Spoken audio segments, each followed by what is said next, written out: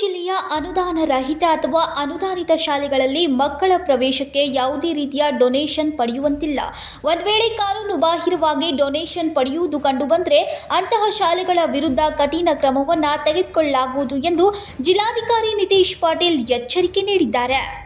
ಪ್ರಸಕ್ತ ಶೈಕ್ಷಣಿಕ ಸಾಲಿಗೆ ಈಗಾಗಲೇ ಪ್ರವೇಶ ಪ್ರಕ್ರಿಯೆ ಆರಂಭಗೊಂಡಿದೆ.